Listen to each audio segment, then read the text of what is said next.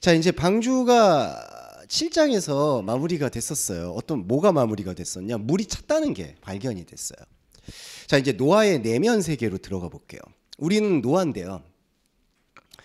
우리가 노아이고 싶지 않을 때가 분명히 여기서부터 이제 등장을 하는데, 왜냐하면 우리 안에 영적 자아가 노아이거든요. 근데 영적 자아인 노아가 하나님의 말씀과 접점을 일으키니까 하나님께서 사랑이 많으신 분이라 당신의 말씀의 깊은 뜻을 그냥 날 것으로 보여주시는 거예요. 그게 뭐냐 하면 그 기쁨의 샘을 터뜨리는 사건이에요. 그래서 하나님께서는 노아에, 우리 안에 있는 영적 자아에게, 봐라, 너가 가지고 있는 혼의 세상은 이 물의 범람으로 인해서 이미 모든 게 죽어 있다라는 것을 선포하시는 거예요. 그러니까 우리가 신약 성경으로 말하면 사도 바울이 의인은 없나니 하나도 없다라는 그 깨달음이 뭐냐면 바로 이 하나님께서 노아한테 말씀하신 것과 일맥상통한다는 거죠. 왜냐하면 사람은 지금까지 혼적 자아로 살아가면서 자신이 모든 것들을 의미를 낳고 열심히 살아가고 있고 이게 하나님을 위하는 길이라고 믿어왔다라는 것이죠. 그런데 하나님께서 노아라는 영적 자아를 길어 올리면서 노아에게 주시는 말씀은 너가 믿고 너가 행했던 그 모든 행위들은 사실 다 죽어 있다. 그게 40일 동안 홍수다. 40년 40일이라는 건 사람의 인생을 상징하기 때문에 인생의 시작부터 끝까지 모든 건 홍수였다라는 것을 하나님께서는 밝히 말씀하신 거죠. 자, 그러면서 하나님께서는 노아와 그와 함께 방주에 있는 들짐승과 가축을 자카르, 기억했다라고 표현합니다. 이 기억했다라는 게 뭐냐 하면은 사실은 자카르가 자칼레케바라고 해서 제가 말씀드렸을 때 남성 여성의 어떤 근원 언어이거든요. 그래서 이 기억한다라는 얘기는 뭐냐 하면 새겼다, 그 다음에 확실하게 보여줬다, 다시 각인했다라는 뜻을 갖습니다. 그러니까 방주에 있는 들짐승과 가축을 자카르, 기억했다라는 얘기는 하나님께서 노아에 있는 혼적 자아의 모든 행동들을 다시 보기 시작했다라는 거예요. 그러니까 이 그리스도인에게 정죄함이 없다라는 뜻이 뭐냐 하면은 그리스도인에게는 두 가지 자아의 성립이 되는데, 하나는 혼의 자아로서 모든 것이 죽어 있고 모든 것이 의미 없음을 지속할 수밖에 없는 자아가 있어요. 그런데 반대로 하나님께서 다시 기억해 주시는 자아가 있어요. 이게 뭐냐? 말씀을 통해 깨어난 영적 자아예요. 네, 말씀을 통해 깨어난. 그러니까 그리스도인에게는 분명한 이 부활 생명이 있는 겁니다. 그리고 그 부활 생명이 들짐승과 가축으로 대표되는 우리의 혼적인 생각 안으로 영적인 생명이 스며들었다라는 것을 선포하시는 거예요. 그게 바로 뒤에 보시면 하나님이 바람을 땅 위에 불게 한다. 여기 말하는 바람은 영을 뜻합니다. 루아흐. 하나님이 루아흐를 우리의 땅이라는 혼적 자아의 생각 위에 불게 하셨다고 말씀하세요. 그래서 그리스도인에게 절대적인 축복은 이걸 다 이거 취한다, 다 얻었다 이런 뜻이 아니라 우리의 사실은 죽어있는 이 혼적 자아의 일거수일투족조차 하나님께서는 다 품어주신다는 거예요. 그런데 이 품어주신다라고 했을 때에 이제 민감한 부분이, 그럼 우리가 가지고 있는 혼적 자아의 생각이나 감정을 하나님께서 다 알아주시고 받아주신다라는 얘기냐? 그게 또 아니라는 거죠. 왜냐하면 사람이 가지고 있는 욕망의 혼적 자아는 항상 그 혼적 자아가 뭔가를 요구하고 성취하고 그걸 통해서 의미를 발견하려고 해요. 이게 선악과입니다. 근데 하나님은 우리의 모든 재료를 받으시되 그 우리의 모든 혼적 자아의 재료를 선악과가 아니라 생명으로 받으시는 거예요. 그러니까 우리의 생각과 하나님의 생각에서 여기서 결정적인 차이가 벌어지는 겁니다. 가장 결정적인 차이는 하나님이 우리를 버리셨다라는 생각이 드는 거예요. 왜 그러냐면요. 자, 1절에 보시면 하나님이 루아흐, 영을 우리의 땅 위에 불게 하셔서 이게 하나의 약속이에요. 들짐승과 가축이라는 우리의 혼적인 자아를 자카르, 다시 끌어안으셨다라고 지금 말씀으로 우리한테 허락하신 거예요. 그런데 물이 줄어들어요. 예, 자, 이게 물이 줄어드는 사건을 볼게요. 물이 줄어든다라는 게 우리가 노아 방주 얘기를 드릴 때 잠깐만 복잡하지만 이렇게 말씀드릴게요. 노아가 하나님께서 발견됐다, 방주가 터졌다, 홍수가 났다, 그리고 물이 감했다. 이렇게 보는 시각은 우리 사람의 시각에서 보는 스토리예요. 그러니까 방주가 만들어졌다. 홍수가 났다. 물이 그쳤다. 근데 이게 아니라요. 방주가 있고요. 원래 있고. 그 다음에 물은 원래부터 터져 있는 거고요. 그리고 물이 줄어들어 있는 것도 같이 있는 거예요. 그러니까 이렇게 순서로 가는 게 아니라요. 우리 안에 혼적자의 바깥은 홍수 상태가 여전한 거고요. 또 하나의 상태인 영적 상태는 물이 줄어드는 상태가 있는 거예요. 물이 아예 없어요. 이게 이제 마른 땅이에요. 근데 놀라운 건 하나님께서 영을 우리의 땅 위에 불게 하니까 물이 사라져요. 자, 이게 중요한 게 우리의 혼적자의 문제점이 뭐가 있냐면은 하나님께서는 이거를 복으로 주신 거거든요. 땅 위에다가 물을 줄어들게 한 게 복으로 주신 거예요. 그런데 사람이 뿌리를 내리고 있는 혼적인 자는 홍수를 홍수로 인정하지 않고 홍수에서 무조건 어떤 식으로든 물을 받아서 물된 동산이 돼야 된다라고 생각하는 게 사람이 가지고 있는 농사 개념, 사람이 가지고 있는 선악과 개념이라는 거예요. 그러면 선악과 개념의 눈으로 봤을 때 하나님의 영의 활동은 재앙이 돼요. 왜냐하면 물이 줄어드니까. 여기 물이 줄어든다는 것은 의미 없어졌다, 덮어졌다, 파괴됐다는 뜻도 갖고 있습니다. 그러니까 노아의 또 다른 자아, 저와 여러분 안에 있는 또 다른 자아는 하나님의 영이 불어오는 게 우리의 혼은 달갑지가 않은 거예요. 왜 그럴까요? 하나님께서는 사랑으로 찾아오셨지만 하나님의 사랑에 대해서 우리의 영이 충분히 그것을 이해하지 못하고 있기 때문에 말씀으로 흡수가 안 돼 있는 상태라면은 이 하나님의 복은 나한테 저주가 되는 거예요. 물이 줄어들었다라는 게 바로 우리가 가지고 있는 상황의 당황을 얘기하는 겁니다. 예. 그래서 2절에 보시면 깊은 회생과 하늘의 창문이 닫히고 하늘에서 비가 그침에, 이것도 자 영이 볼 때에는 축복이고, 왜냐하면 영의 세계에서는 이제 홍수는 그치게 하고 하나님과의 영적인 교감만 남기려고 하시거든요. 그런데 홍수를 여전히 홍수로 받아들이지 못하는 나의 혼적인 자아는 이 비가 그치는 게 재앙인 거예요. 우리가 마치 기우제를 드리듯이 하늘에서 이제 비가 더 이상 안 내려온다라고 생각하는 두려움이 또 하나의 우리를 지배하게 되는 겁니다. 이게 이제 노아의 흔들리는 자아예요. 그게 저와 여러분의 안타깝지만 모습이기도 한 거를 성경은 우리 안에 있는 혼의 모습을 고발하는 이야기이기 때문에 우리는 이 고발을 통해서 신앙 고백을 이끌어내서 이 고발로 인해서 나오는 진짜 부활의 말씀을 취하면 되는 거예요. 그래서 우리의 모습을 확인하신다고 보시면 되겠습니다. 자, 1절과 2절을 다시 정리해 볼게요. 하나님은 우리의 혼의 모든 걸 받으세요. 예, 모든 걸 받으십니다. 들짐승과 가축이에요. 그런데 어떻게 받으시느냐? 혼의 방식을 선악과의 방식으로 받아들이지 않으시고 우리의 혼의 방식을 생명의 방식으로 끌어안으시는 거예요. 그런데 우리가 볼 때 우리 사람의 혼의 안목에서는 하나님께서 받아들이시는 생명의 사랑법이 우리에게는 저주로 받아들이게 되는 거예요. 물이 줄어드니까. 예, 사람은 물 없으면 죽는다고 하죠. 실제로 죽어야 됩니다, 이게. 왜냐하면은 하나님의 말씀 앞에서는 내가 쌓아 올렸던 혼의 모든 의의 기준들이 다 쓸려 내버려야 돼요. 그래야지 하나님의 말씀이 정교하고 우술초처럼 그리고 정금같이 나오는 거예요. 그런데 이게 줄어든다고 생각하니까 우리가 거기다 뿌리를 내려버리니까 하나님의 말씀의 복이 복으로 안 들려온다는 거죠. 그리고 2절도 하늘에서 비가 그치는 게 복음이 아니라 희망이 아니라 우리한테 노아의 또 다른 혼적 자에게는 저주가 되는 거예요. 비가 안 내리면 이제 어떡하지? 비가 안 내리고 있으면 나는 어떻게 해야 되지? 이렇게 되는 게 바로 3절, 4절, 5절의 두려움이 계속해서 일어나는 겁니다. 물이 점점 줄어들어. 네. 자, 여러분 이거를 가만히 보시면 물이 줄어드는 거를 어떤 분들은 복음으로, 그러니까 되게 복 받았다. 저긴 다 죽었는데 우리는 물이 줄어들어서 살아났다.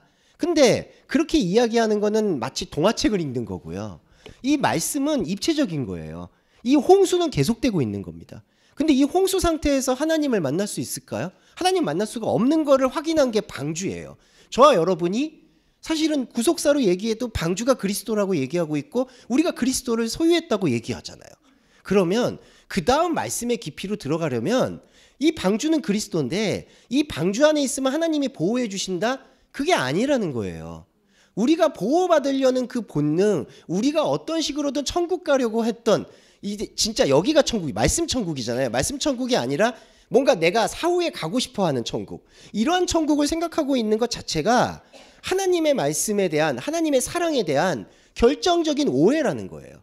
하나님이 나를 사랑하시니까 나를 현상적으로 보호해 주시겠지. 그러니까 이 관계를 끊어야지 오히려 보호를 받든 돌봄을 받든 그때부터 내 안에 있는 가축과 들짐승이 권면되는 역사가 일어나는 거지.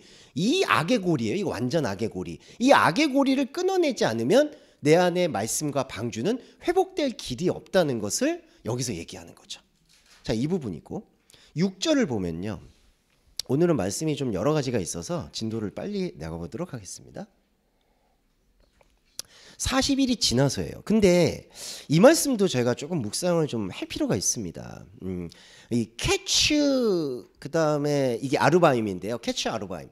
40일이 지났다는 걸 자, 히브리 언어의 특성은 두 가지가 있는데 지났다는 얘기가 있고요.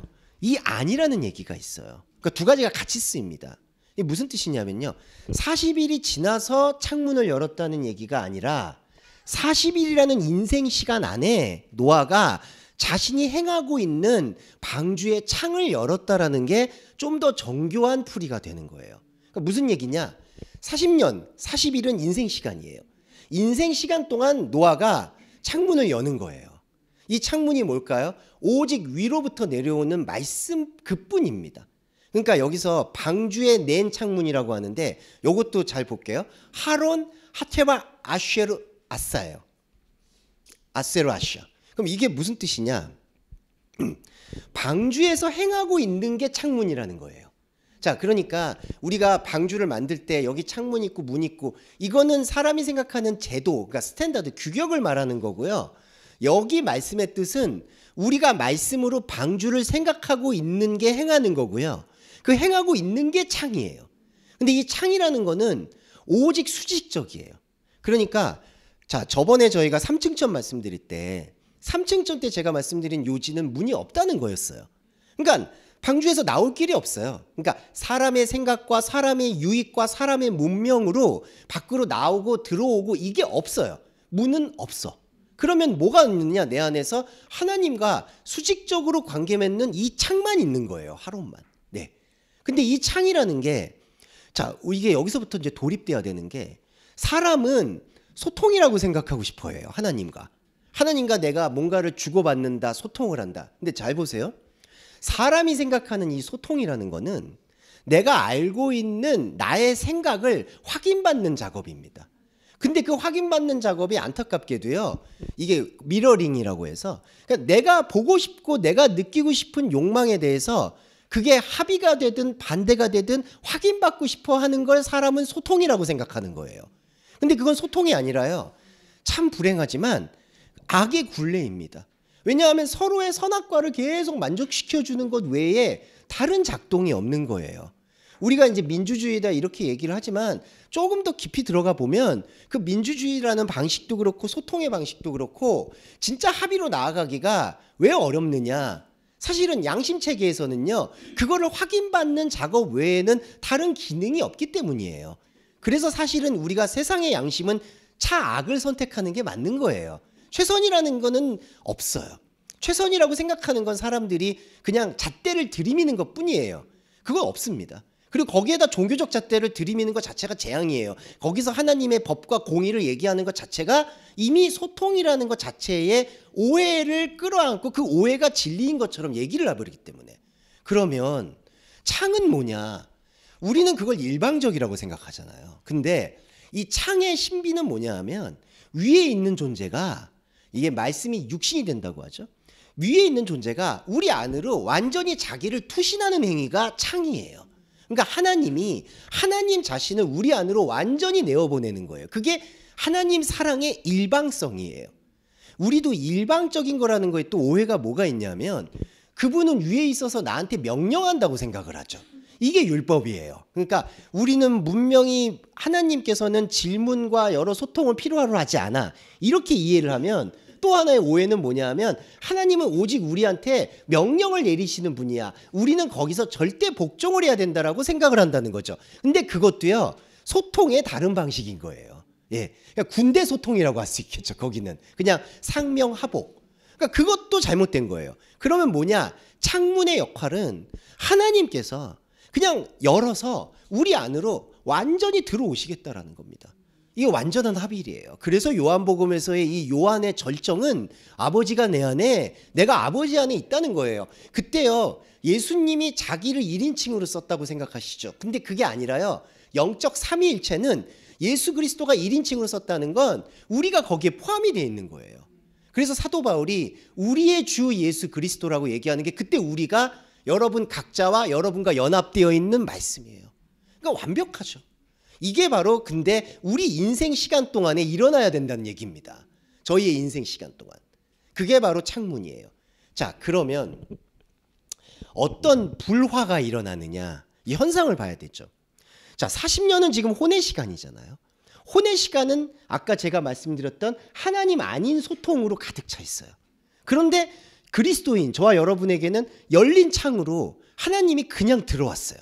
그런데 하나님이 그냥 들어왔는데 우리가 배우고 알고 느꼈던 여러 가지 감정과 감격과 여러 가지 생각과 여러 가지 흐름은 완전한 하나님이 들어온 거에 대한 감격은 전혀 느끼지 못하고 내가 수평적으로 느껴왔던 기쁨, 슬픔, 사랑, 희열 이런 것에만 길들여져 있기 때문에 하나님의 자기 투신에 대해서 관심이 도저히 생기지가 않아요.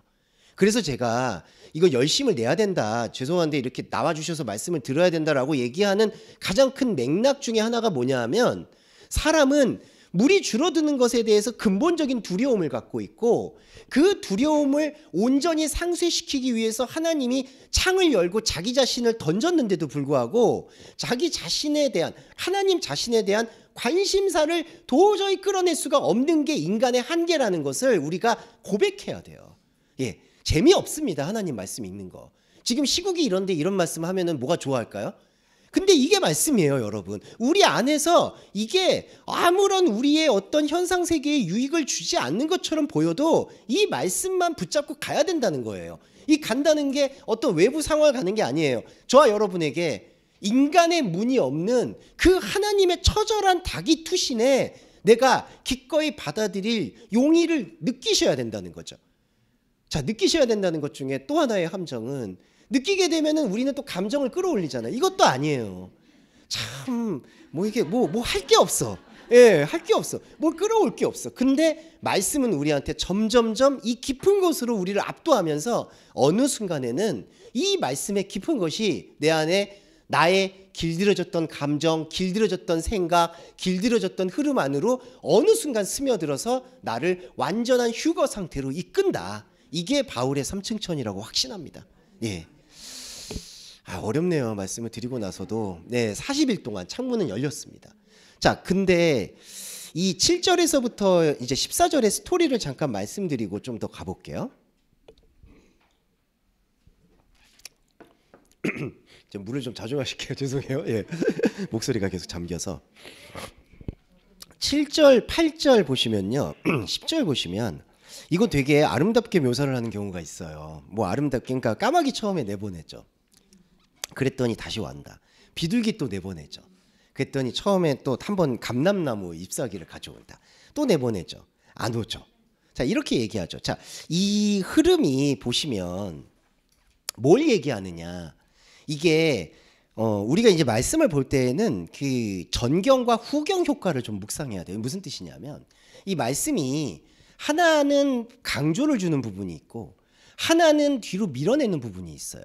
지금 여기 7절에서부터 14절까지는 밀어낸 부분이에요. 이 배경이 되는 거예요. 무슨 얘기냐? 배경일 때는 뭐가 나오느냐? 노아의 조급함과 노아의 혼적자의 본성이 드러나는 거예요. 여기 까마귀하고 비둘기를 왜 자꾸 내보낼까요? 물이 감한 거를 확인하는 작업임과 동시에 물이 감하는 것에 대한 두려움에 대한 표현들을 계속해서 보내는 거예요. 하나님께. 그러니까 하나님께 사인을 보내는 거예요. 하나님, 이 물이 감하면 나는 어떻게 살아요? 물이 감하면은 그러면은 농사도 못 지을 것 같고 어떻게 될 수도 없는데 이걸 도대체 어떻게 해요? 하는 어떤 애달픔이 새를 계속 내보내면서 까마귀든 비둘기든 내보내면서 이거를 하나님과 일종의 제의처럼 제사처럼 뭔가 뒤섞으려고 하는 행동이 이 퍼포먼스 안에 담겨 있다는 거예요. 그러니까 어떤 분들은 뭐 7일이 됐으니까 다시 왔고 7일이 됐으니까 이게 하나님의 완전한 역사를 얘기한다라고 얘기하지만 전경과 후경 효과로 봤을 때 이 다음에 이 물이 감한 게 노아의 혼적 자아를 자극했거든요. 이 물이 감했다는 거는 전혀 긍정적인 게 아니라 말씀을 들었다라면은 그러면 이제 내 삶이 망한다는 건가? 이렇게 이해한다는 거예요. 근데 자, 아까 그리스도의 말씀 본질은 그게 아니죠.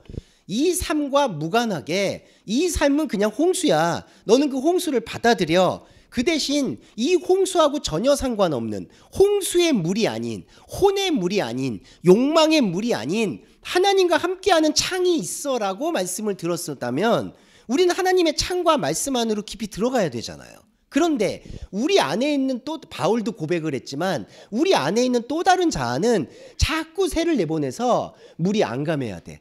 물이 있어야 돼. 새가 안 돌아왔으면 좋겠어. 아니 돌아왔으면 좋겠어. 자꾸 그거를 간다는 거죠. 이 결과가 뭐냐 하면요. 8장 14절에 보시면 2월 27일에 땅이 말랐더라. 이거 야빠샤입니다. 야빠샤. 예, 말랐다. 말라 비틀어졌다는 뜻이에요. 예. 자, 이런 뉘앙스를 잘 이해해 볼게요. 그러니까 땅이 말라서 노아가 안심을 하고 기뻐하는 게 아니에요. 예. 땅은 마르면 어떻게 해요? 이제부터 고생길이 시작됐다고 생각하는 거예요. 이게 아이러니라는 거죠. 그러니까 물이 말랐다라는 이 표현 안에 노아가 가지고 있는 혼적인 집착을 이 야빠샤라는 말랐다라는 단어에다가 하나님께서 투영시키시는 거예요. 물이 완전히 말랐다. 이제 없다. 이렇게 되는 겁니다. 자, 그러면서 15절에서 하나님께서 노아에게 말씀하여 가라사대. 이거 나바르 아마르예요. 자, 이게 뭐냐 하면 하나님이 노아에게 말씀은 이거는 나바르는 하나님이 말씀을 내는 거예요. 이르시되는 아마르는요. 노아가 받는 거예요. 자, 이게 절대 소통입니다. 그러니까 이거를 이제 히브리어로 기억해 주시면 나바르 아마르예요. 하나님이 말씀을 내고요. 우리가 그 말씀을 듣는 거예요. 이게 예배의 본질이고 신앙생활의 전부예요. 하나님은 나바르 말씀하시고 우리는 아마르 그 말씀을 받아내는 거예요. 자, 이거가 전부입니다. 자, 근데 이 나바르 아마르의 말씀의 깊이가 뭐가 있냐면은 너는 너의 아내와 아들들과 자부들로 더불어 야차, 테바, 방주에서 나오라고 얘기를 해요. 자, 여기서 이제 볼게요. 자, 노아는 자, 이 우리 신앙의 여정과 똑같아요. 자, 노아는 우리 안에 있는 그리스도의 뿌리입니다. 그래서 저와 여러분이 그리스도의 말씀을 만났어요. 기존 교회라고 좀 예를 들어 볼게요. 죄송한데. 기존 교회에서 이 예수 그리스도의 말씀을 만나서 뭐 세례도 받고 신앙생활을 시작했어요. 그래서 우리는 말씀을 예수 그리스도 안에 있으면 방주라고 느껴요. 그런데 여기 말씀에서는 뭐냐면 그 방주에서 나오라고 얘기를 해요. 이게 왜 그럴까요? 우리는 세상에서 예수 그리스도를 통해서 피난처를 찾는 게 아니라는 것을 얘기하는 거예요. 그러니까 이 방주는 세상에서 우리를 보호해 준다라는 방식이 아니라는 것을 확증해 주는 거예요. 그러니까 이 방주는요, 냉정히 얘기하면 세상이라는 이 현상과는 상관없는 전혀 다른 길을 걷고 있다는 거예요. 그게 저와 여러분의 창세전 자아입니다. 그 창세전 영적 자아의 궤적이 있어요. 이게 하나님과 함께하는 하코카빈, 별들이에요. 이게 아브라함에게 하나님께서 약속하신 하늘의 뭇별과 같은 자손이에요. 그래서 우리 안에는 이 영적인 방주가 있다는 거예요. 이 영의 방주는 세상으로부터 하나님이 우리를 보호해 주시는 도피성이 아니라는 거예요. 그래서 여기서 노아에게 물이 감하여지고 마른 땅이 되어버리고 내가 어떻게 살지? 내가 하나님 잘못 믿었어? 이렇게 생각하는 나를 그렇게 생각하고 하나님 나를 지켜주세요라고 생각하는 그 마지막 기도의 보루를 하나님께서 출애굽시킨다는 거예요. 그래서 이방인의 중언부언이 뭘까요? 이제 기도로 들어가면은 기도는 모든 그 기대를 꺾는 게 기도입니다. 그러니까 하나님 이 세상에서 나를 보호해 주세요 라는 기도를 하나님께서는 던져버리는 거예요. 왜냐? 이 방주는 현상에서 현상을 해결하는 방주가 아니기 때문이에요. 네, 여러분 현상에서 현상을 해결하는 게 얼마나 비루하고 비참합니까? 그거 해결한다고 뭐가 달라져요? 하나님께서 그걸 해결해 주신다고 우리에게 영적인 생명을 더 심연을 줄 수 있을까요? 예수님 사역에 긍정적인 현상적 실패가 뭔지 아실지 모르겠는데 보시면 예수님이 병을 고치셨죠. 근데 예수님의 목적은 38년 된 이게 일어나는 게 의미가 없어요. 38년 된 병자가 일어난다고 해도 고생길밖에 더 있겠습니까? 예.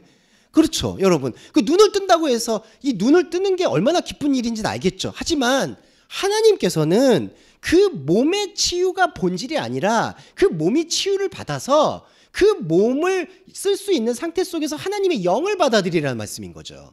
자, 하나님이 우리의 삶에 만약 저는 개입하신다고 확신해요. 하나님이 우리의 삶에 개입하는 방식이 뭘까요?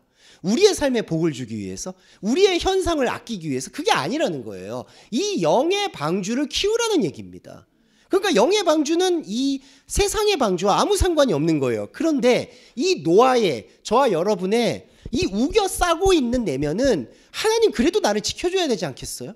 이거 저의 고백입니다. 하나님 그래도 제가 뭐 이렇게 열일을 하고 있는데 뭐 좀 해주셔야 되지 않겠어요? 라고 생각을 해요. 근데 이 말씀이 결정적인 게 너의 모든 그러한 아내, 아들, 며느리, 이게 바로 혼적 생각과 혼적 구상들이거든요.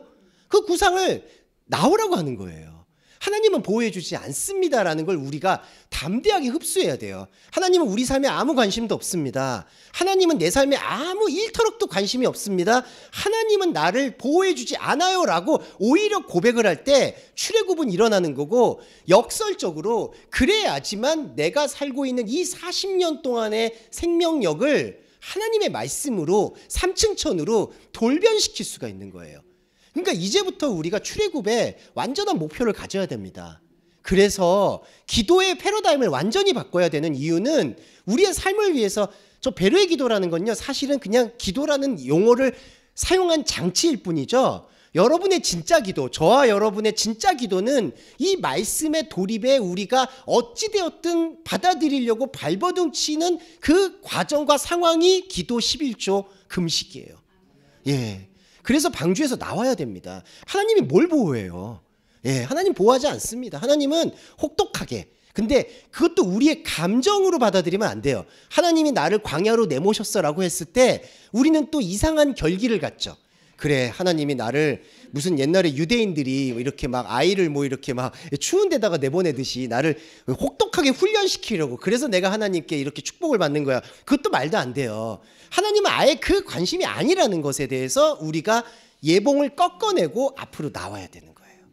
자, 근데 여기서 우리의 슬픈 자화상이 나오는 게 19절에 이제 볼까요? 20절에 16절부터 17, 18, 19가 있어요.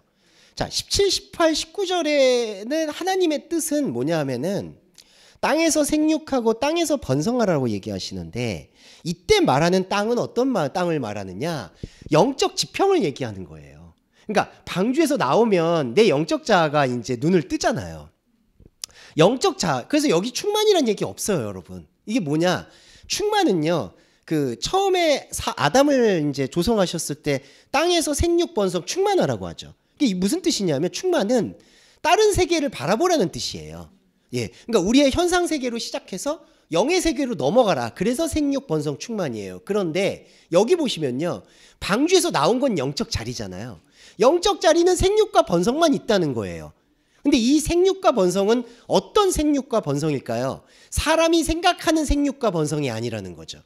오직 하나님 자신과 나와의 1대1의 독생자 관계 속에서 꽃피우는 하나님과 나와의 절대 소통을 말하는 거예요. 그거는 계속해서 침노하고 확장되어야 되는 거예요. 여러분과 제가 욕심을 내야 된다 그러면 딱 하나 이거죠. 하나님의 말씀을 어찌되었든 황홀하게 계속 듣고 느끼고, 그게 기쁘잖아요. 솔직히 그게 여러분들도 아마 느끼시겠지만, 죄송한데 신앙의 산전수전을 다 겪으셨겠지만 사실 그거 외에 뭐가 있겠어요. 하나님께서 나한테 돌입되어서 나의 모든 현상을 잃어버리게 하고 당신만 사랑할 수 있게 만드는 그 절대의 지평이 우리에게 너무나 깊어요, 솔직히. 근데 이게 현상에 여러 시간들이 압박이 오니까 이런 것들은 찰나로 느껴지고 현상에서는 고달픔만 남는 것이죠. 이렇게 얘기하니까 참 서글픈데, 예, 그러니까 그런 하나님 느끼는 건 찰나고 현상의 짓누름은 계속되는 거죠. 근데 이게, 그런데 이 현상의 하나님의 말씀 속에서의 찰나가 이 생육과 번성이에요. 하나님께서는, 왜냐하면 당신의 모든 걸 주고 싶어 하시니까. 왜냐하면 당신 자신을 던졌으니까. 이게 말씀이 육신의 신비거든요. 이제 그게 우리 안에서 황홀경입니다. 그런데 이거에 대한 17절과 19절을 노아의 우리 안에 있는 또 다른 혼적자는 뭘로 오해를 하느냐? 너가 생육하고 번성하면 나한테 재물을 바치라고 생각을 한다는 거예요. 참 집요하죠. 그게 20절이에요. 노아가 여호와께 제단을 쌓고, 자 보세요. 하나님께서 노아한테 나를 위해서 제사를 드리라고 얘기한 적이 없어요. 예, 나를 위해서 제사한 적이 없어요. 근데 지금 보시면 정결한 짐승과 정결한 기준이 뭘까요? 하나님이 말씀하실 때 정결한 걸 가져오라는 거는 너가 할 수 없는 거라는 걸 고백하라는 뜻입니다. 그러니까 정결하다라는 게 없어요. 근데 노아는 도대체 어떤 기준에서 정결한 걸 가져올까요? 자기의 선악과 눈에 볼 때 순결해 보이고 정결해 보이는 걸 가져오는 거예요. 이게 인간이 가지고 있는 종교적인 자아라는 거죠. 가장 안타까운 예를 들면 우리가 이제 헌화할 때나 교회 강대상에 뭐 헌화할 때 생화를 드려야 된다라든지, 뭐 그리고 이제 강대상에 올라올 때 뭐 그것도 좋은 의미겠죠. 뭐 발을 신발 신고 올라오면 안 된다든지. 그리고 목사님들 도대체 박사 가운을 왜 입으시는지는 모르겠는데 뭐 가운을 입으면서 한다든지. 그리고 예배의 완성은 축도라든지, 축도를 꼭 받아야 된다든지. 이거 완전히 주술이에요, 여러분. 근데 이 노아가 지금 20절이 결정적인 게 이거를 놓지 못하고 있다는 거예요. 이게 미즈바흐, 바나 노아 미즈바흐 여호와를 위해서 제단을 쌓아요. 그럼 이 행위는 어떤 행위일까요? 다른 복음의 행위가 되는 겁니다. 예, 이게 다른 복음의 행위예요. 나를 위해서 제사하지 말라고 하셨어요. 하나님께서는. 제사가 아닙니다. 예배라는 거는 여러분 안에, 제 안에 들어와 있는 이 말씀에 대한 반응, 그 이상도 이하도 아니에요. 이걸 가지고 우리가 하나님의 40년을 사는 거예요. 하나님께서 우리에게 허락하신 40년을. 근데 노아는 제단을 쌓습니다. 그래서 안타깝지만 이 노아의 모습이 그냥 노아의 모습이 아니라 사실은 우리의 내면에 아주 강한 캐릭터다라는 걸 생각해 주시면 좋겠어요. 계속 제단 쌓아요. 저도 수십 번씩 제단 쌓습니다. 계속 아침에도 밤에도 일이 잘 안 풀리면 주님 어떻게 좀 해주세요. 뭘 해줘. 하나님께서는 해주지도 않아. 그게 하냐 안 하냐 그런 게 아니라는 거죠. 예, 해주냐 안 하냐 이런 논리에서 계속해서 이게 되풀이가 돼서, 예, 제가 말씀을 소개하는데도 저는 이러니까 그런 고백을 여러분들도 같이 흡수해 주시면 좋겠다. 여러분들은 저보다는 훨씬 더 성숙하시지만 저도 여전히 제단을 쌓으려고 하고 있다. 그러면 제단에 대한 반응만 말씀드릴게요. 요거 하고 이제 쉬었다가 다시 할 텐데, 21절에 여호와께서 그 향기를 받기는 뭘 받아? 이런 번역이 좀 안 좋습니다. 예, 이게 뭐냐 하면은 여호와께서 당신의 영으로 말씀을 하신다는 뜻입니다. 향기를 받았다는 얘기가 아니라 이게 니스마트 루아, 당신의 영으로 그 중심에서부터 소리치신다라는 게 번역의 정확한 뜻이라고 저는 생각해요. 그리고 원어의 뜻이 그렇고 여호와께서 그 영으로 울려요. 근데 중심에 이른다고 하시죠. 자, 이 중심 볼게요. 레브예요. 레브, 마음이라고도 번역이 됩니다. 근데 여호와가 자기 마음에서 말했다 이게 아니라요. 여호와가 영을 일으켜서 우리 마음에서 말씀하셨다는 뜻이에요. 그러니까 여기 그 중심에 이르시되, 이걸 마치 의인법처럼 하나님께서 내가 후회했다. 내가 다시는 너희들의 이 재물을 받으니까, 이 향기를 맡으니까 너무 좋다. 너희들의 제사가 좋으니까 내가 다시는 땅을 저주하지 않겠다. 이렇게 느낀다는 거죠. 하나님의 자기 결단으로. 그게 아니라요. 이때 중심에 말씀하셨다는 건 여호와는 우리 안에 있는 존재입니다. 여호와는 스스로 있는 자, 말씀의 육신체예요. 그러니까 우리의 마음 안에서 울리는 거예요. 이게 우리 마음 안에 지금 저와 여러분의 말씀 내면의 말씀의 떨림이에요. 여호와께서 그 중심에서 소리칩니다. 그러면서 여기 이게 이제 가장 큰 오해가 오든데요. 내가 다시는 사람으로 말미암아 땅을 저주하지 않는다. 이 다시는이라고 번역되어 있는 이 부사에 대한 오해는, 다시는이라는 뜻은 애니모가 될까요? 그러니까 앞으로는, 다시는 이런 의미죠. 뉘앙스가. 근데 이거는 번역의 오류예요. 왜냐하면 여태껏, 아직까지, 한 번도, 이게 부사의 원래 뜻이에요. 그러니까 나는 한 번도 사람을 통해서 땅을 저주한 적이 없다는 뜻이에요. 하나님은 언제 저주했어요? 맞죠? 그러니까 이게 사람이 이거를 직선적으로 읽다 보니까 하나님이 이 사람들 타락했어, 죽여버릴 거야. 근데 노아가 의로우면 노아는 살려줬어. 그리고 노아의 제사 받았어. 내가 후회했어. 그러니까 내가 다시는 너의 이런 의로움을 보고 이런 용서해주지 않겠어. 이제 용서하겠어. 이렇게 되는데 그게 아니라요. 노아의 이 제사를 보고 여호와께서 말씀으로 개탄하시는 거예요. 나는 한 번도 저주한 적이 없다. 너는 왜 저주에 두려워하고 있느냐. 이게 제사를 드린다는 게 하나님께서 나한테 저주를 내릴지도 모른다라는 두려움 때문에 그 두려움을 속죄를 하려고 하는 게 제사거든요.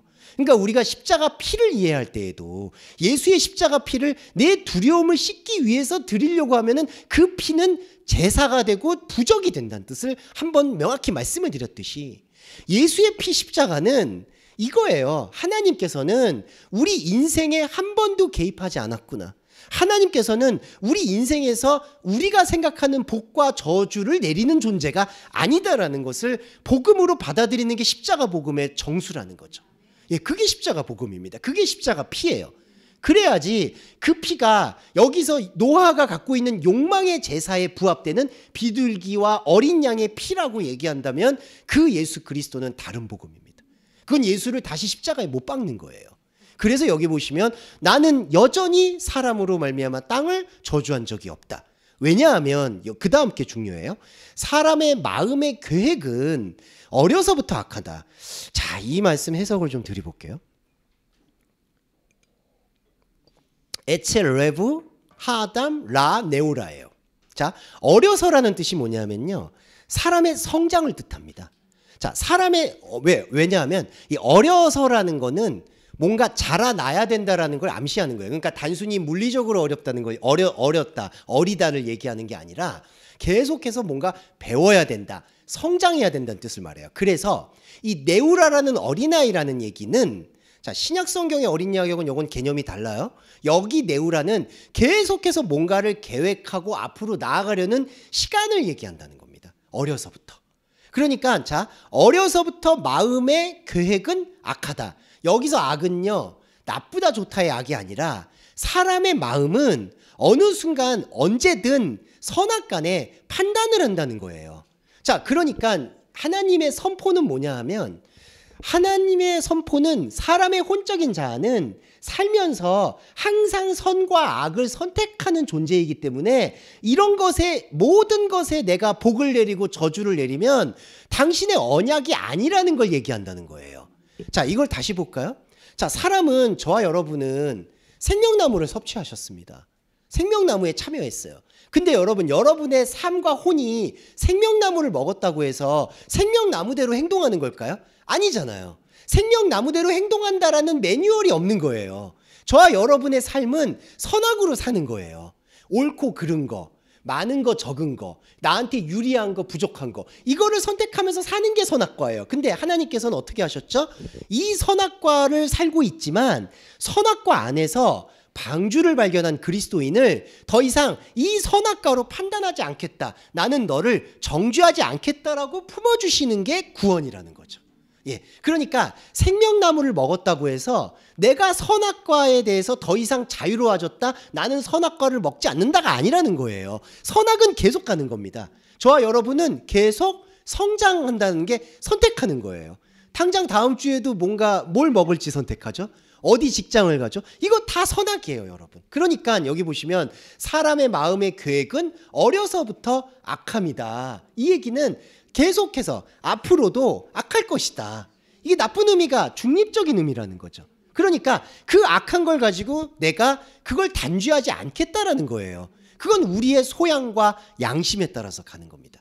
그리고 더 놀라운 건 그 소양과 양심이 예전에 하나님을 모를 때 소양과 양심이라면 자기 욕망에 사로잡힌 채 자기 기준으로 가겠지만, 이제 그리스도인의 완전한 제사를 드리지 않는 영적 자아가 회복된 존재에게는 이 소양과 양심이 더 깊어진다는 거죠. 예, 이거에 대한 게 이제 나중의 관계, 그리스도인에게서는 뭔가 달라지는 게 있다라는 관계고, 근데 여기서는 분명한 건 결론적으로 한 번도 저주한 적이 없다는 얘기예요. 네, 이 얘기가 말씀의 핵심입니다. 9장 1절부터 한번 볼게요. 이 무지개 얘기를 드리기 전에 이 얘기가 나오는 거라서 좀 애매한데요. 그래도 한번 드려보고 가겠습니다. 하나님이 노아와 아들에게 복을 주시며 이제 생육번성 충만 얘기하죠. 자, 여기 지금 충만 나왔죠. 이제 노아의 삶의 그리스도적 자세를 얘기하는 거예요. 그러니까 생육번성이라는 거는 영적 자의 자리에 흡수고 생명이고, 충만이라는 것은 혼의 자리에서 튀어나오라는 걸 뜻한다고 보시면 되겠고요. 그 다음에 땅의 모든 짐승, 공중의 새, 땅에 기는 모든 것, 바다의 모든 고기가 요 9장 2절입니다. 두려워하면 무서워하리니 이는 너희 손에 붙이었다. 여기서 짐승, 새, 기는 것, 고기가 두려워하면 무서워한다는 게 이제 중요한 게, 여기서부터 이제 혼의 것들이 내 입에서 써지는 거예요. 이제 쓰게 되는 거예요. 자, 이제 그리스도인에게 이제 중요한 이 감정의 변혁이 일어나는 게, 자, 그리스도인이 이제 말씀을 받아들이고 영적 자아를 확인합니다. 그러면서 영적 자아의 깊이가 이제 우리 안에서 점점점 들어와요. 그러면 어떻게 되느냐? 필연적으로 혼에서 내가 뿌리 내리고 살아왔던 것들이 다 지축이, 진리 말씀 앞에서는 이 지축이, 뿌리가 흔들릴 수밖에 없기 때문에 더 이상 여기다 머리 둘 것이 없다라는 것에 자각이 일어납니다. 그러면 여기가 달지가 않아요. 예. 이거는 여러분들도 조금씩 느끼실 거라고 생각해요. 그러니까 예전에 이렇게 나한테 착착 휘감겼던 짐승, 새, 모든 것, 그러니까 이제 뭐 취미 생활도 있을 수 있겠고 내 삶의 의미도 있을 수 있겠고, 이게 이제 재미가 없어져요. 네. 이 재미가 없어지는 게 단지 감정적인 허무가 아니라 정말 분리되는 걸 느끼실 수밖에 없어요. 아, 이거는 내가 그냥 하는 거구나. 여기서 이제 제게 설득하기가 어려워지는 지점이, 우리는 사실은 삶의 의미를 찾아서 그 삶을 통해서 감정을 다스리고 이렇게 감정을 컨트롤해서 이렇게 어떻게든지 살아보려고 하는 게 인간의 그 심리적인 욕구거든요. 근데 이 그리스도인에게는 이제 완전히 돌변해지는 게 그게 분리가 되는 거예요. 그러니까 삶을 살고 있는 나와 영을 갖고 있는 내가 사실은 이 현상계에서는 완전히 두 자아로 분리가 되는 겁니다. 그러니까 이 감정이 이제 더 이상 나의 전체 감정일 수가 없다라는 게 점점 더 명료해지는 거예요. 그래서 너무나 써져요.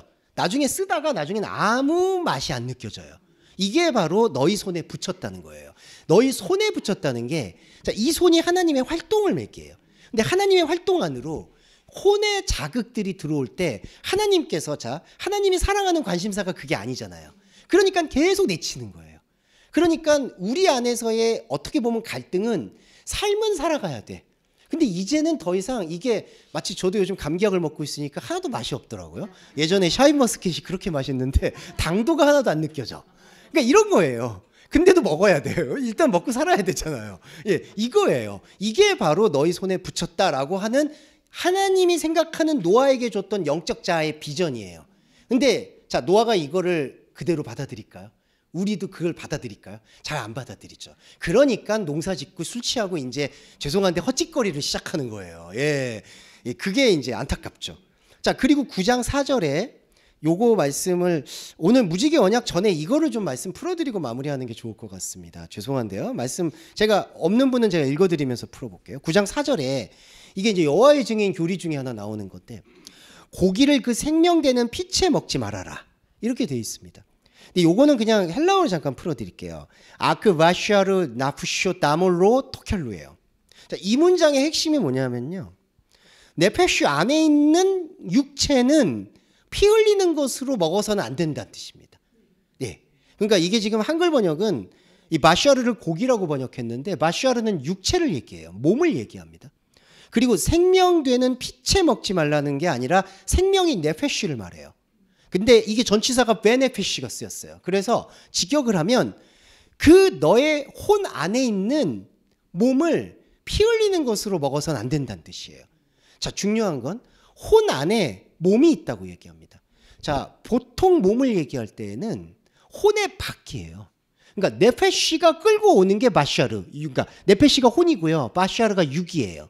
그러니까 우리가 영, 혼, 육을 만약에 얘기한다 그러면 혼은 육을 끌고 오는 거예요. 그러니까 혼의 지배를 받아서 육이 움직인다고 할 수 있죠. 그런데 여기는 이게 완전히 다른 게, 네페쉬 안에, 혼의 안에 육이 있다고 해요. 자, 이게 뭘까요? 바울이 얘기한 고린도전서의 영의 몸을 말합니다. 예. 그러니까 네페쉬가 지배하는 게 아니라, 혼이 지배하는 게 아니라, 혼도 어찌할 수 없는 내 안에 있는 영의 몸을 지금 고기라고 표현한 거예요. 그러니까 번역이 이게 고기가 되니까 고기를 피채 먹지 말라는 거는 날골로 먹지 말라는 뜻으로 이해되죠. 육회는 먹지 말아라. 아니면은 뭐 이렇게 된다. 근데 그게 아니라 이 고기가 몸이고요. 이 몸이 네페쉬, 생명이 아니라 혼이라고 번역하는 게 정확해요. 혼 안에 있는 몸은 피 흘리는 것으로 먹지 마라. 피 흘린다는 게 뭐죠? 피 흘린다는 거는 자기 살아있음을 확인받으려는 모습이에요. 이게 바로 이제 축생계라고 표현해서 짐승 본능을 뜻하는데, 피 흘리는 것으로 먹는다는 건 아까 제가 소통에 대해서도 말씀을 드렸지만 사람과 사람 사이의 소통이란 건 피 흘림입니다. 그러니까 내가 확인받는 거예요. 내가 살아있지, 내가 살아있지, 내가 살아있지라고 확인받는 게 수평적인 소통이에요. 근데 하나님을 믿는 소통은 뭘까요?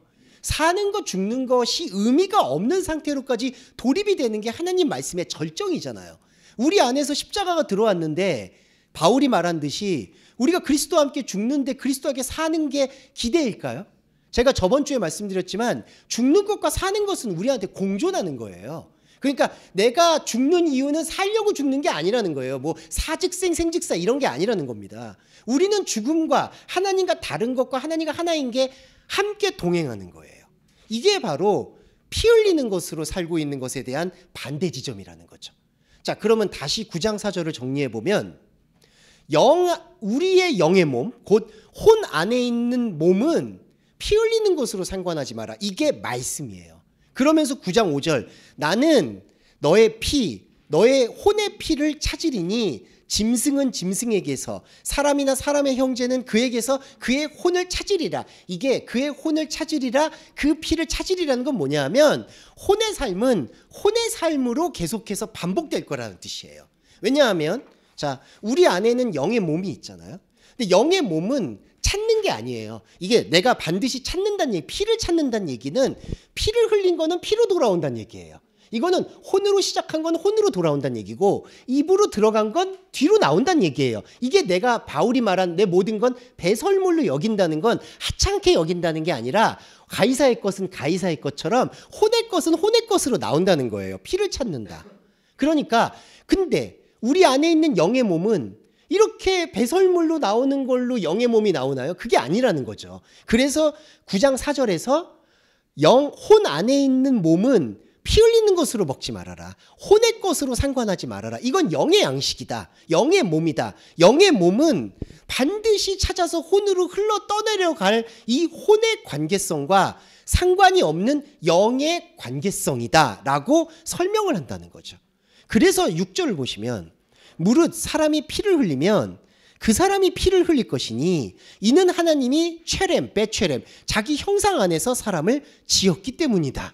이 놀라운 신비로움이 9장 6절이 뭐냐 하면요, 사람이 피를 흘리면 사람이 그 피로, 이게 뭐냐 하면 피를 흘린 사람은 피로 돌아간다는 얘기예요. 자, 저와 여러분 안에는 그냥 기계적으로 말씀드리면 두 자아가 있는 겁니다.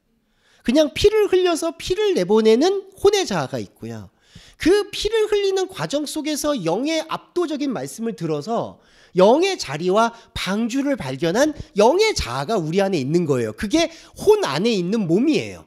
그래서 바울의 저는 영민함이 그걸 고린도전서에서 육의 몸이 있은즉 영의 몸이 있다라고 얘기한 거예요. 저와 여러분이 이 두 개가 같이 있는 겁니다.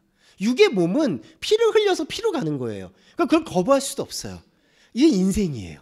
그러니까 피를 흘려서 피를 흘린 대로, 거기 안에 여러 희노애락도 있겠죠. 근데 그건 그대로 흘러내버리는 거예요. 근데 우리 안에는 이 영의 몸이 있고 이 육의 몸이 있는 반면에 영의 몸이 있고, 이 영의 몸은 9장 6절에 베체렘, 하나님의 형상 안에서 지어졌다.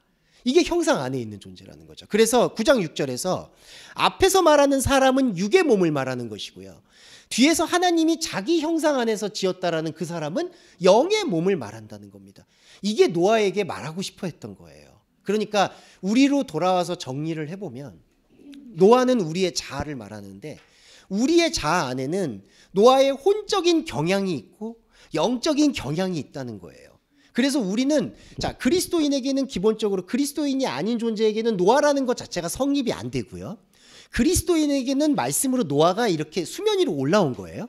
그런데 우리의 노아 안에도 혼을 지향하고 육을 지향하는 노아가 있는 거고, 제사를 지내려고 하고 있는 노아가 있는 거고, 또 하나님의 말씀이 우리의 중심에서부터 울려서 여기서 말하는 영의 몸을 지향하고 있는 노아가 있다는 거예요. 그러면 어떤 안식을 취해야 될까요? 자, 노아는 안식이잖아요. 어떤 안식일까요? 명확해지는 겁니다. 혼의 세계에 대해서는 끊어지고 영의 세계에 대해서는 눈을 뜨는, 이게 바로 십자가와 부활의 복음이 된다는 거죠. 네, 이게 바로 우리 안에서 지금 이 피 흘리는 것으로 먹지 말아야 될 영의 몸에 대한 영적 보존을 뜻한다. 이렇게 정리를 좀 해볼 수가 있을 것 같습니다. 네. 자, 이제 이거를 연속해서 5분 정도만 더 말씀드리고, 무지개는 다음 주에 조금 더 설명을 드릴게요. 무지개는 약간의 하나의 과제와 같은 부분인데, 자, 이제 하나님께서는 이렇게 노아에게 중요한 말씀을 드리면서 11절에서, 자, 이게 이제 참 은혜로운 부분인데, 내가 너희와 언약을 세운다고 합니다. 페리트, 언약. 근데 이제 중요한 거는 이 언약이라는 것 자체가 하나님과 우리와의 계약인데, 이 계약이라는 것 자체가 말씀을 듣고 말씀을 받는 그 자체가 계약이라는 거예요. 그리고 그 계약이, 이게 신비로운데, 그 계약이 몸이에요, 여러분. 그러니까 우리가 이 존재를 생각할 때, 참 이게 설명이 좀 어려운데, 이게 존재라고 생각하죠. 우리가 몸이 있는 거. 근데요, 말씀이라는 건요, 저와 여러분이 들었잖아요. 그 들은 게 몸이라는 거예요. 그러니까 우리는 뭐 그냥 들었는데 이게 어떻게 몸이 되냐. 근데 히브리어로 샤마가 듣는 거라는 뜻이거든요. 우리가 말씀을 들으셨죠. 여러분 들은 그게 몸이에요. 몸. 예, 그게 완전 몸이에요. 하나님께서. 그래서 내가 너와 언약을 세우겠다는 거는 어떤 언약이나 계약의 내용이 있다는 게 아니라 내가 지금 너한테 말을 하고 있다. 그 말씀이에요. 그 말씀을 여러분이 저와 들었어요. 이게 몸이라는 거예요. 이게 몸. 그럼 이 몸 안에는 더 이상 홍수가 없다는 거예요. 세상에 상관할 게 없다는 거예요. 이 몸. 이 몸은 절대적으로 마귀든 귀신이든 어떤 것이든 세상의 근심이든 어떤 것도 범접할 수가 없다는 거예요. 네, 이게 바로 언약입니다. 그런데 이 언약을 어디에다가 두냐 하면요, 구름 안에 있는 무지개에다 둔다고 하는데, 무지개란 단어는 의역이고요. 이게 아마 홍수가 나고 비가 오고 비가 그치니까 무지개로 연상을 한 것 같은데, 무지개란 뜻은 거의 없고요. 이 캐셰트라는 뜻은 카탄이라는 기본어인데, 이게 뭐냐 하면 휘어버렸다는 뜻입니다. 활이라고 생각하시면 돼요. 왜 활일까요? 이게 다음 주에 조금 더 설명드릴 텐데, 자, 우리 시간이 뭘까요? 이건 시간입니다. 시간으로 이해할게요. 우리 시간이 이거예요. 이게 휘었다는 거예요. 예, 이게 휜 거예요. 그러니까 내가 구름 안에 휜 활을 두겠다, 휘어진 활을 두겠다라는 얘기는 하나님께서는 우리 시간이 아니라 창조의 시간이죠. 근데 우리는 이 시간이죠. 과거, 현재, 미래. 그런데 말씀체가 된 그리스도인에게 시간은 이게 구부러진다는 거예요. 그러니까 이게 내가 가지고 있는 과거, 현재, 미래가 완전히 변화가 된다는 거예요. 이게 메타모르포, 회개예요, 여러분. 예. 그래서 제가 과거가 변화한다, 미래가 변화한다. 그 변화가 현상적 변화를 얘기하는 게 아니라 하나님의 말씀의 모든 존재에게, 하나님의 말씀에게 내 모든 게 노출되는 게 바로 변화이고, 이게 휘어지는 겁니다. 이게 하나님의 언약이에요. 그래서 우리가, 자, 제가 이 말씀드렸던 본질의 말씀의 의도는 뭐냐 하면, 휘어졌다라는 이 표현이 뭐냐, 이 말씀을 자칫 진짜 직선적으로 읽어서는 안 된다는 거예요. 그냥 하나님께서 홍수 내렸다가 회개하고 뭐 다시 내리지 않을 거다, 하나님께서 노아를 이렇게 너 잘했다 못했다 이렇게 얘기하는 그런 어떤 전래동화가 아니라는 거예요.